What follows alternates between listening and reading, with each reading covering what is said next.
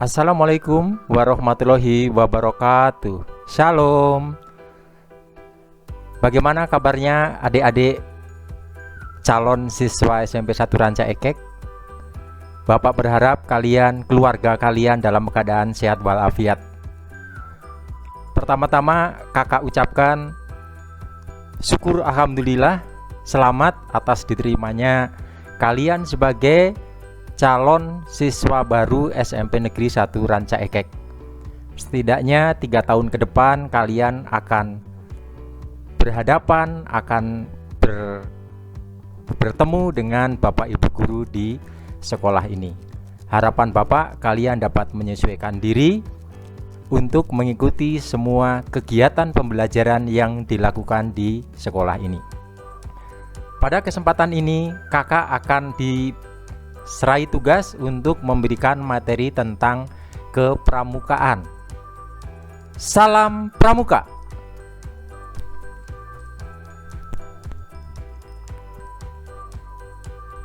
Adik-adikku yang kakak cintai, sebelum Bapak panjang lebar menyampaikan materi kepramukaan, ada pepatah tak kenal maka tak sayang. Oleh sebab itu, pada kesempatan ini kakak akan mengenalkan diri. Nama kakak adalah Taryono. Kakak dilahirkan di sebuah kota kecil, tepatnya di Klaten, pada tanggal 6 Desember tahun 1966. Nanti dalam kesehariannya, apabila adik-adik menemui permasalahan, baik berupa mata pelajaran ataupun kegiatan kepramukaan, kalian bisa menghubungi nomor WA Bapak, yaitu 081 322 166016. Bisa juga melalui email dengan alamat Bapak taryonogitoyono@gmail.com. Dalam keseharian, Bapak diserai tugas untuk memberikan materi pelajaran matematika.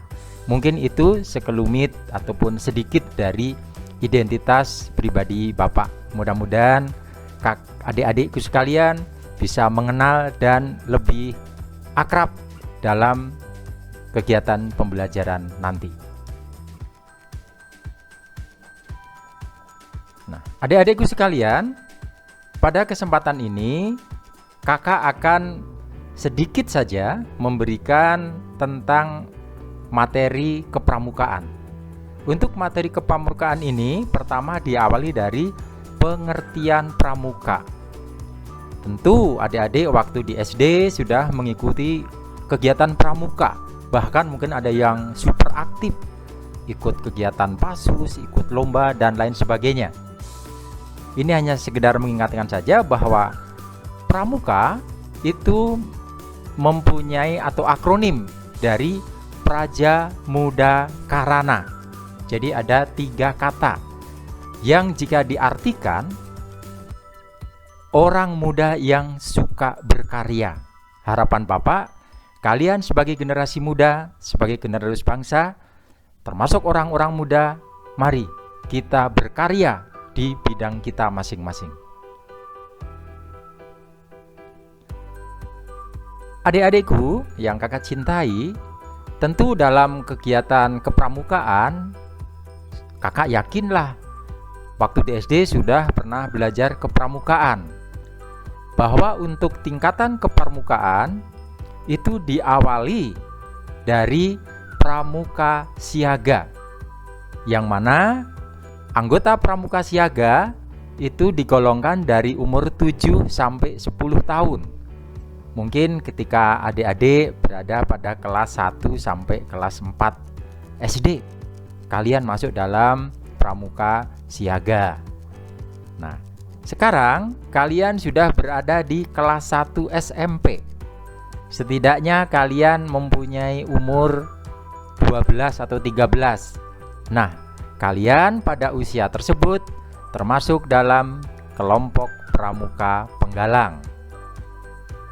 Jika nanti waktu bertambah terus, kalian akan memasuki kelompok pramuka penegak, yaitu pada usia 16 sampai 20 tahun. berarti nih kira-kira kalian kelas 1 SMA sampai kuliah tingkat 1 atau tingkat 2. Dan yang paling tinggi tingkatannya adalah Pramuka Pandega. Nah, itulah adik-adik golongan ataupun tingkatan pramuka yang berada di negara kita, Indonesia. Adik-adikku yang kakak cintai, kadangkala kita sering mendengar istilah pramuka ataupun kegiatan kepramukaan. Ini sekedar hanya kakak sampaikan pengertiannya apa sih kepramukaan itu. Nah, dengarkan saja adik-adik ya, tidak perlu dicatat.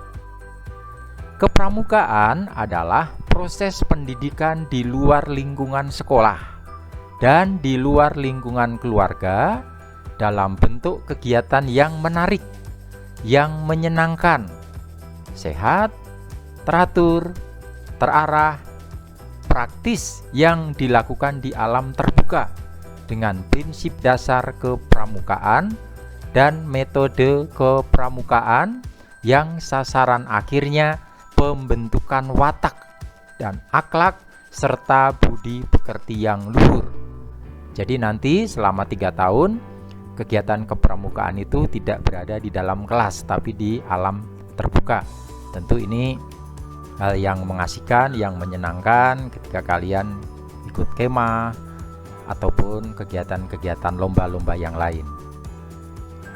Sedangkan kepramukaan adalah sistem pendidikan kepanduan yang disesuaikan dengan keadaan, kepentingan, dan perkembangan masyarakat dan bangsa Indonesia.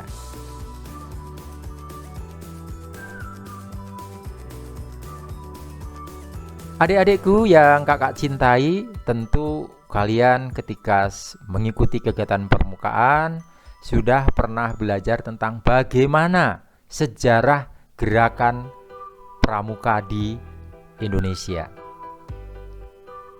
Sejarah gerakan pramuka atau kepanduan di Indonesia telah dimulai sejak tahun 1923. Nah, adik-adik bisa bayangkan, Indonesia merdeka tahun 1945, bukan? Artinya, gerakan pramuka di Indonesia sudah ada jauh sebelum negara Indonesia ada, yaitu ditandai dengan berdirinya National Panwinderers Organization, NPO. Ini ada bahasa yang asing mungkin bagi adik kalian, adalah Panwinderers. Nah, itu adalah bahasa Belanda. Kita tahu bahwa bangsa Belanda adalah bangsa yang pernah menjajah bangsa Indonesia paling lama. Gerakan NPO yang didirikan di kota Bandung, alhamdulillah di kota kita, didirikan awal mula cikal bakal gerakan pramuka Indonesia. Seiring dengan berjalannya waktu, ternyata gerakan ini diikuti oleh kota-kota yang lain. Contohnya, di Jakarta didirikan Young Indonesia Panwinderers Organization. Artinya kalau di bahasa Indonesia kan mungkin adalah kumpulan pandu-pandu Hindia Belanda. Ya, itu adalah adik-adik sedikit saja awal gerakan kepramukaan di negara kita Indonesia. Coba kakak ingin bertanya, sebenarnya apa sih tujuan kalian ikut pramuka itu? Ayo coba pikirkan, apa sih, atau sekedar hanya takut oleh pimpinan guru misalnya? Atau memang punya keinginan dan motivasi yang tinggi untuk ikut gerakan pramuka? Nah, ini kakak hanya memberikan informasi saja, mudah-mudahan apa yang kakak sampaikan itu setidaknya cocok dengan jawaban hati adik-adikku sekalian. Tujuan gerakan pramuka sudah digariskan di dalam Undang-Undang Nomor 12 Tahun 2010. itu pemerintah sudah mengeluarkan undang-undang tentang gerakan pramuka. Di sana di dalamnya disebutkan bahwa tujuan gerakan pramuka yang pertama adalah 1. Membentuk setiap pramuka memiliki kepribadian yang beriman dan bertakwa, berakhlak mulia, berjiwa patriotik, taat kepada hukum, disiplin, menjunjung tinggi nilai-nilai luhur bangsa, berkecakapan hidup, sehat jasmani dan rohani. Ini Bapak berikan keterangan sedikit saja bagaimana gerakan pramuka itu membentuk kepribadian beriman dan bertakwa serta berakhlak mulia. Tentu hal ini melalui agama yang dianut oleh kalian masing-masing. Ada yang beragama Muslim, ada yang beragama Kristen, Katolik, Hindu, Buddha. Di sanalah iman dan takwa serta akhlak mulia kita diajarkan. Bapak yakin semua agama akan mengajarkan tentang iman dan takwa kepada Tuhan Yang Maha Esa. Tidak perlu kita mempersalahkan atau membeda-bedakan tentang agama yang dianut oleh masing-masing siswa. Kemudian yang kedua, membentuk setiap pramuka menjadi warga negara yang berjiwa Pancasila, setia dan patuh kepada Negara Kesatuan Republik Indonesia, serta menjadi anggota masyarakat yang baik dan berguna, yang dapat membangun dirinya sendiri secara mandiri, serta bersama-sama bertanggung jawab atas pembangunan bangsa dan negara, memiliki kepedulian terhadap sesama hidup dan alam lingkungan. Ini kalau disingkat, kita ambil dalam kehidupan kita sehari-hari, bahwa setiap gerakan pramuka harus mempunyai jiwa Pancasila, di mana dalam Pancasila itu ada 5, yaitu ini kaitannya dengan nilai-nilai luhur tadi, nilai-nilai luhur bangsa. 1 yaitu berjiwa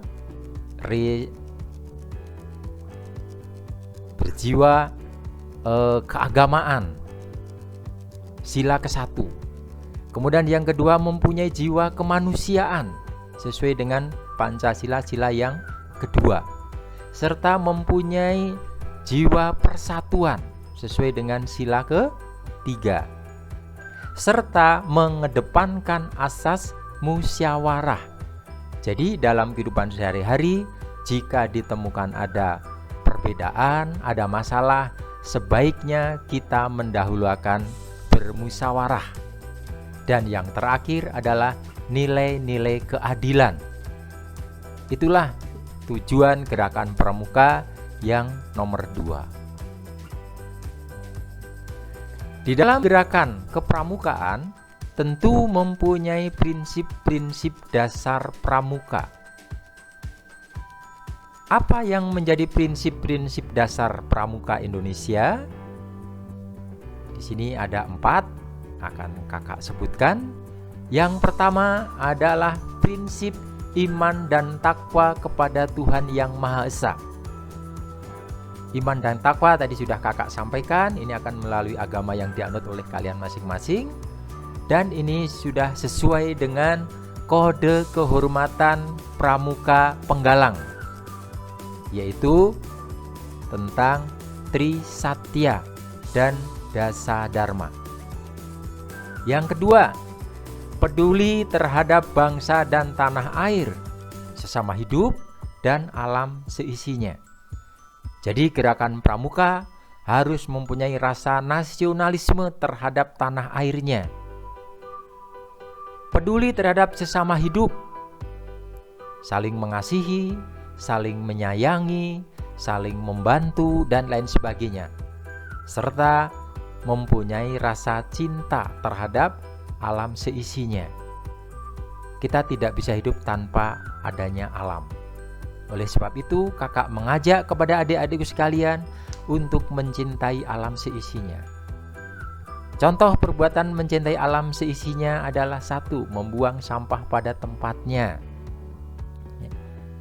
Kemudian merawat tanaman-tanaman yang ada di sekitar kita, memberikan pupuk, dan menyiangi rumput-rumput yang mengganggu. Yang C, yang ketiga, prinsip dasar Pramuka Indonesia adalah peduli terhadap dirinya pribadi, terhadap dirinya sendiri. Ini maksudnya apa? Ya, kita harus peduli terhadap diri kita sendiri. Kebersihan diri kita sendiri harus kita jaga. Syukur-syukur kalau kalian bisa juga mengingatkan peduli terhadap orang lain. Dan yang terakhir adalah, tadi sudah Bapak sampaikan, taat kepada kode kehormatan pramuka. Yaitu untuk tingkat penggalang, kode kehormatan pramuka adalah Trisatya.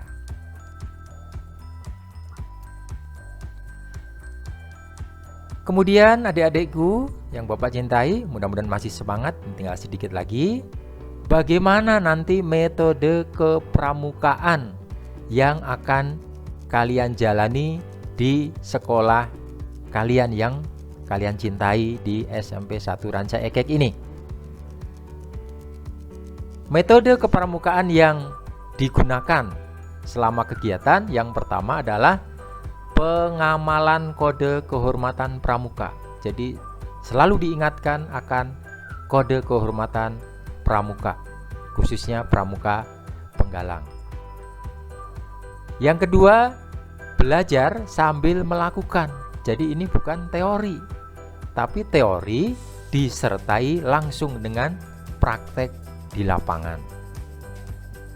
Yang ketiga, kegiatan berkelompok, bekerja sama, dan berkompetisi.